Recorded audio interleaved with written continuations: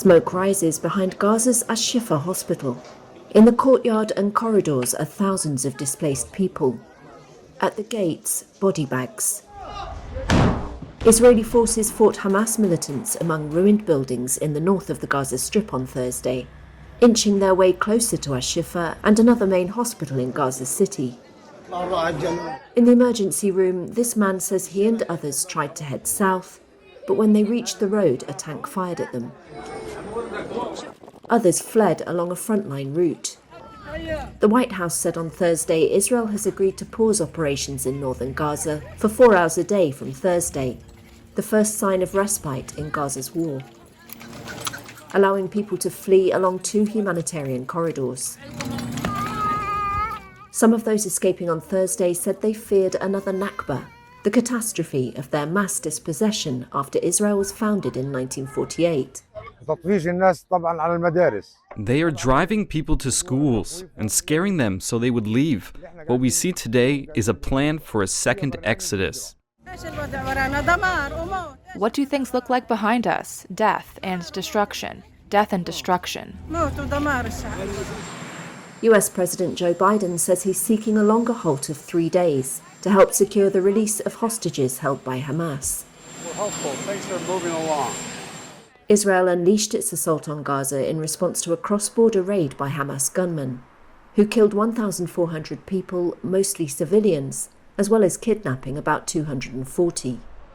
But the plight of Palestinians trapped in the besieged enclave has stoked global calls for a ceasefire, which is rejected by Israel and its main ally, the United States. Palestinian officials said more than 10,800 Gaza residents had been killed as of Thursday, about 40% of them children. At a humanitarian conference in Paris on Thursday, officials from about 80 countries and organizations were trying to coordinate a response. Jan Egeland heads the Norwegian Refugee Council. We cannot wait a minute more for a humanitarian ceasefire across Gaza for all of the civilian population there. And we cannot wait a minute more for a lifting of the siege, which is collective punishment of 1 million children. How do world leaders view India?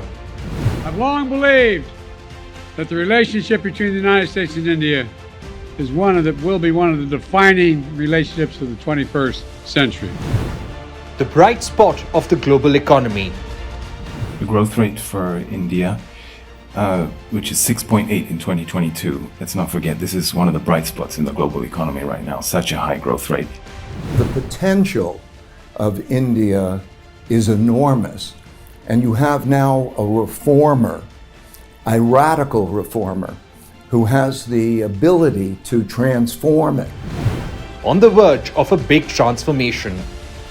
इस अमृत काल में हमारे संकल्पों की सिद्धि हमें आजादी के 100 वर्ष तक ले जाएगी. A magnet for investment. I'm actually incredibly excited about the future of India. I think India has more promise than any large country in the world. The world is bullish on India. Moneycontrol is bullish on India. Join the campaign. Tweet to us with #MC Bullish on India.